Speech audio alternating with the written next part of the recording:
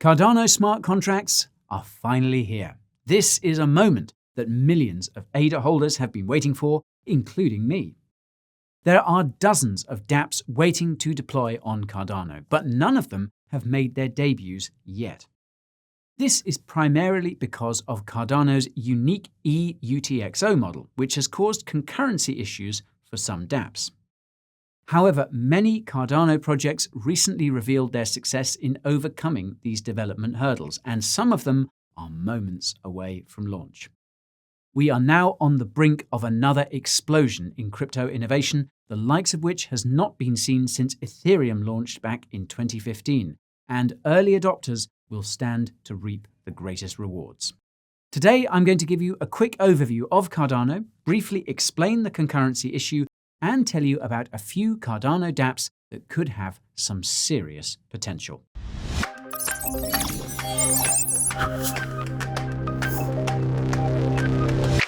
Before we begin our adventure, there's a couple of things I need to mention. You won't find any financial advice around these parts. Everything in this video is just for smarts.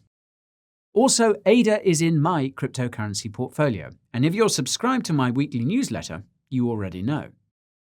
If this is your first time in this corner of the tube, my name is Guy and crypto is what I do.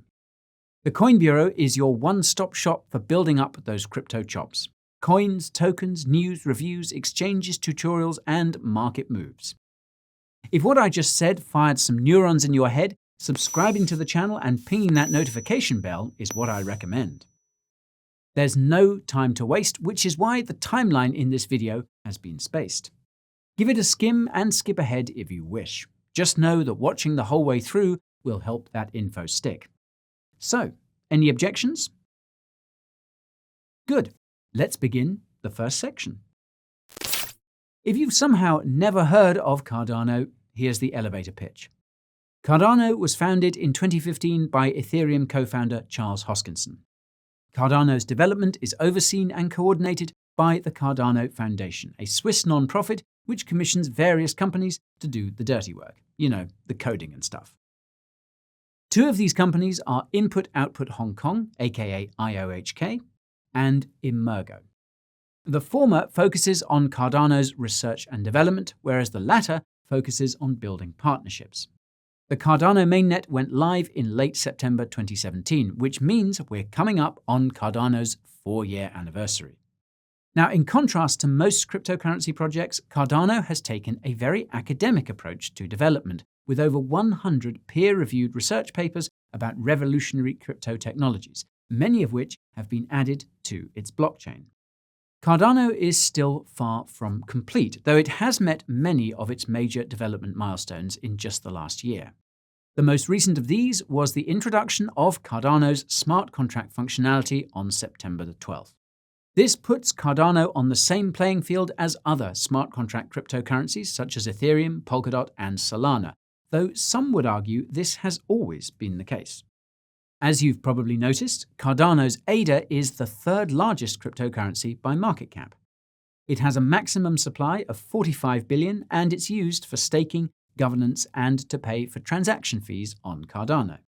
In terms of specs, Cardano's blockchain uses a novel proof-of-stake consensus protocol called Ouroboros, which allows it to process a few hundred transactions per second. Cardano's TPS score will grow exponentially, though, once the Hydra scaling solution is put in place. This will allow each Cardano staking pool to process around 1,000 transactions per second.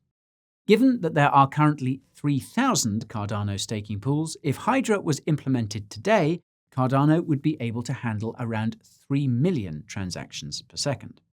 Now, speaking of staking, Cardano staking is designed such that the staking rewards decline if there is too much ADA in a single pool.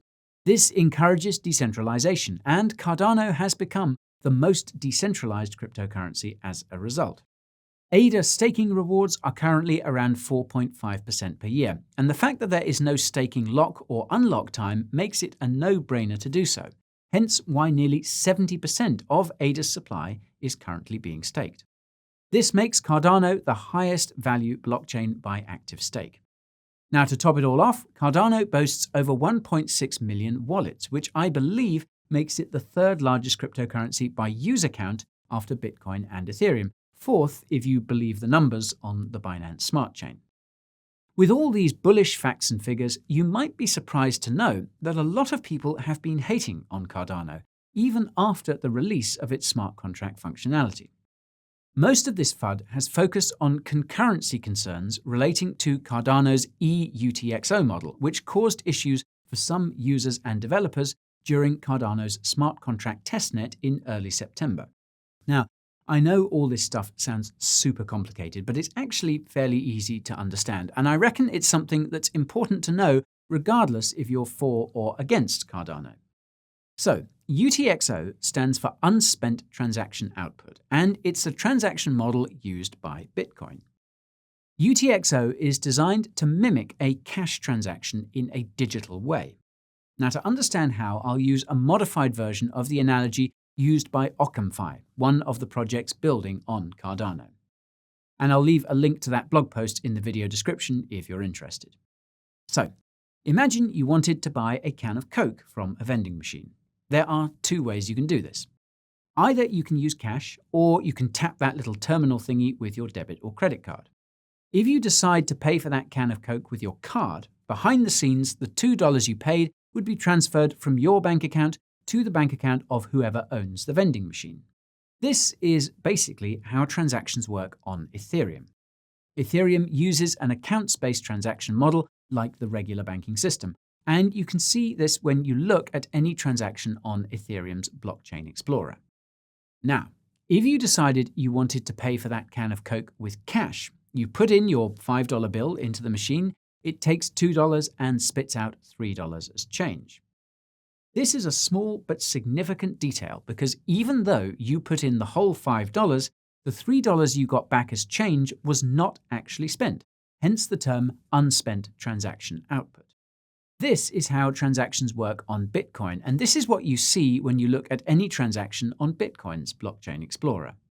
Some amount of BTC is sent out, and the unspent BTC is given back to the sender as change. Cardano uses an improved version of the UTXO model, which makes it possible to do things like mint new tokens without smart contracts, which is why it's called Extended UTXO or eUTXO for short. Conversely, Ethereum requires a smart contract to mint and move tokens. This is a part of why Ethereum's transaction fees are so expensive.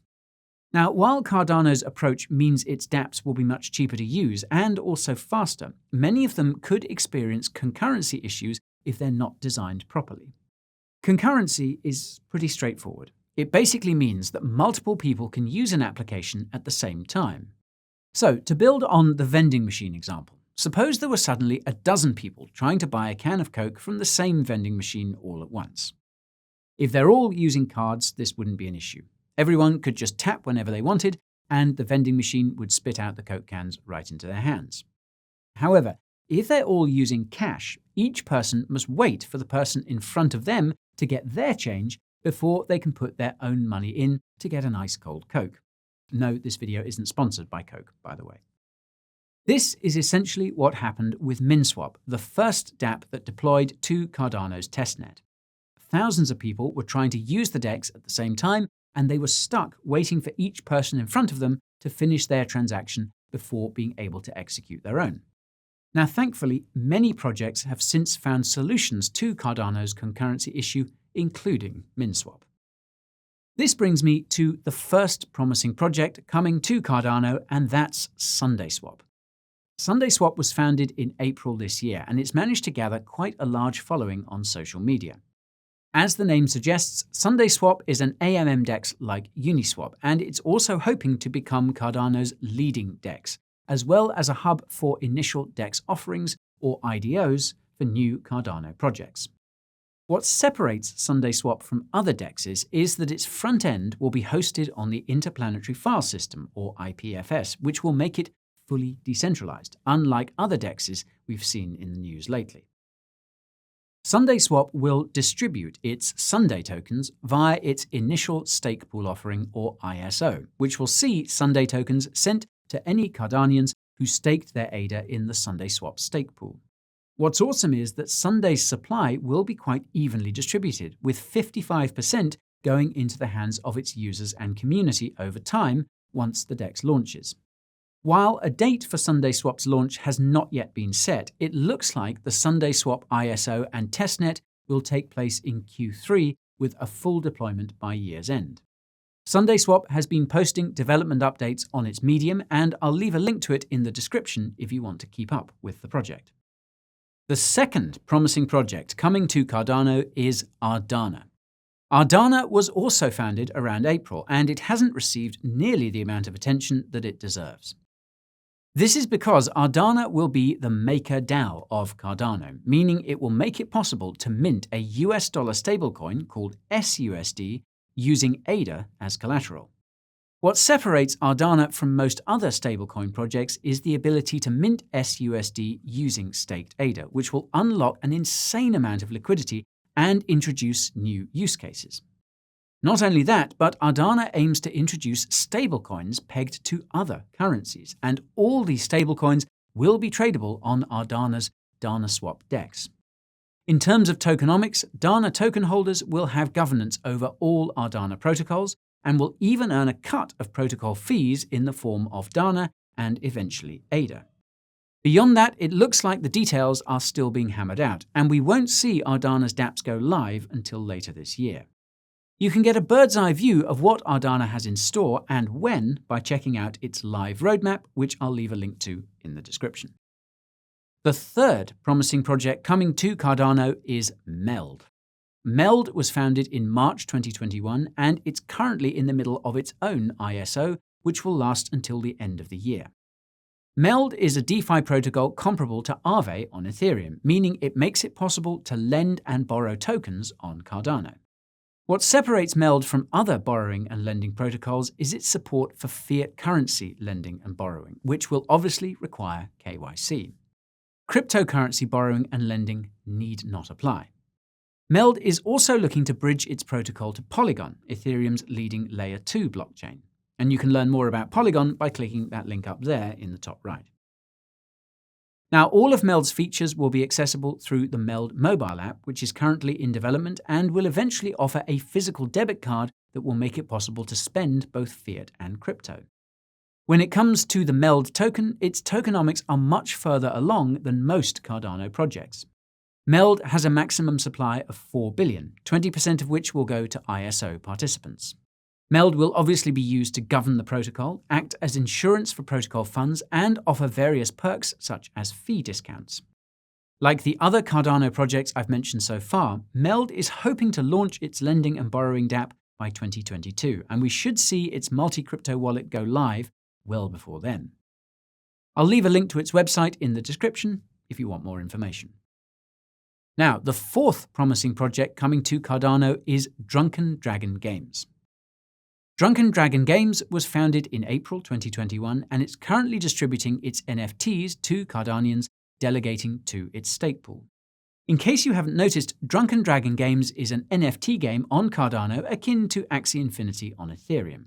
What separates Drunken Dragon Games from other NFT games is best explained in its own words. So, quote, Drunken Dragon, Inns and Quests will be a game about owning and managing an inn and tavern.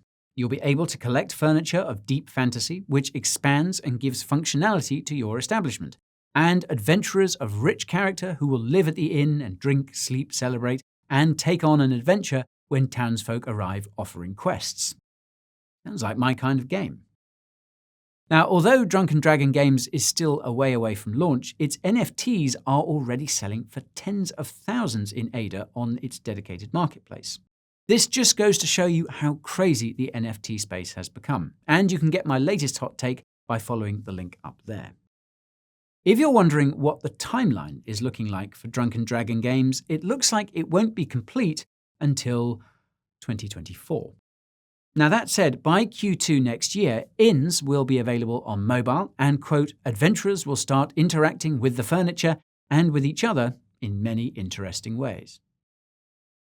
The fifth and final promising project coming to Cardano that I want to discuss today is Empowa. Empowa was founded in April and got off the ground thanks to funding from Cardano's Project Catalyst in August. Empowa describes itself as the first, quote, real-fi platform in the world, and its mission is to increase affordable housing on the African continent, starting with Mozambique. The way Empowa will do this is by becoming a sort of decentralized property developer, which will build the 50 million homes that Africa is missing using the Empowa token. Those who contribute to Empowa's decentralized real estate development by purchasing Empowa tokens will be secured a cut of future rental income from the properties built by Empowa. Now, this is a gross oversimplification of how Empowa will work. There's a whole bunch of NFT stuff involved that's outside the scope of this video, but is explained in another video you can find in the description. Empowa's tokenomics are still being hammered out, and obviously this is all going to take some time to set up, which is why Empowa's platform won't be complete until 2023 at the earliest. There are a lot of milestones between now and then, but my only question is whether we'll see Empowa expand to other continents, because Africa isn't the only place that's struggling with affordable housing these days. If you're wondering how you'll be able to access all Cardano's dApps, the answer is, obviously, browser extension wallets. However, it's not entirely clear whether you'll need more than one browser extension wallet. This is because it's not clear if each concurrency solution will require its own integration. Now, I say this because MinSwap noted in its testnet blog post that it had created its own Min wallet for users to swap on its testnet DEX. I imagine most Cardano dApps will opt to integrate with Cardano's existing browser extension wallets, and this is what MinSwap is planning on doing. The obvious choice here is Emergo's Yoroi browser wallet extension, and if you're a die-hard Cardanian, you'll know that Yoroi is colloquially referred to as Cardano's MetaMask. Interestingly enough, though, it looks like the go-to browser extension wallet for Cardano will be the Nami wallet, which I'll leave a link to in the video description. So, to wrap things up, I want to float a few concerns I have about Cardano's upcoming dApps. And before you hit the caps lock key saying I'm spreading FUD, consider this. Cardano has over 1.6 million users, and its community is arguably the most active in cryptocurrency. This is incredible, but it's also a developer's worst nightmare, because they know there's no way in hell their dApps can handle that kind of traffic. Heck, even the front-end website will struggle to load. This means MinSwap probably would have crashed even if Cardano didn't have any concurrency issues, and that's something neither the critics nor the supporters of Cardano have seriously considered. Remember that Avalanche broke when the Pangolin DEX was deployed, and it uses the same account-based model as Ethereum, meaning it has minimal concurrency issues. As a result of this reality, almost every single Cardano project is dragging out its launch to stress test its infrastructure, because if they deploy their dApps now, they will get wrecked, and that will create more bad press. This is the impression that I got from watching interviews with the founders of a few of the projects I discussed today, and it's unfortunately not the only issue at play. If you've been keeping up with all the stuff around this concurrency thing, you'll know that Cardano projects haven't been too keen on sharing their solutions. This was actually mentioned by MinSwap in its follow-up blog post after its testnet, and I reckon it makes a lot of sense. Look no further than Uniswap if you're having a hard time understanding why. As I mentioned in my most recent video about the DEX, Uniswap is the most forked DeFi protocol of them all, and it's why Uniswap v3's code has a 2-year restriction on replication. If a Cardano project has solved the concurrency issue and makes that solution open source, then some other team will copy, paste, and deploy its dApp under a different name, just like SushiSwap did to Uniswap. This might also be evidence that the concurrency issue is much more severe than some Cardano developers are letting on, because otherwise they wouldn't keep their solutions under lock and key. Now, thankfully, it looks like some Cardano projects are starting to reveal the ingredients to their secret sauce. Once that knowledge becomes widespread, I reckon we'll see a lot more dApps come to Cardano. And on that note, if you want to get a full list of Cardano's dApps, you can check out cardanocube.io or the Essential Cardano list on the IOHK GitHub. Links to both will be in the description. And that's all I've got time for today, folks. But now I want to hear from you. So, what are your favorite Cardano projects? Let me know in the comments below, and don't forget to leave me a like before you go. Remember to subscribe to the channel and ping that notification bell too, and if you're looking for more from the Coin Bureau, then I've got a few things for you. First, there's Coin Bureau Clips, the best parts of my channel and social media delivered in bits. Then there's my socials themselves, Twitter, Instagram, and even TikTok. Isn't that swell? I've also got a free Telegram channel where I deliver daily updates you need and a weekly newsletter that will give you the tools, tips, and tricks to ride this bull market like a steed. Last but not least, there's my Coin Bureau merch store that's packed with the coolest crypto hoodies and tees. So you can find your way to the rest of my crypto kingdom using the links down below. Thank you so much for your time. Don't stop expanding your minds. You'll be surprised at what you might find. And I'll see you all further down the line.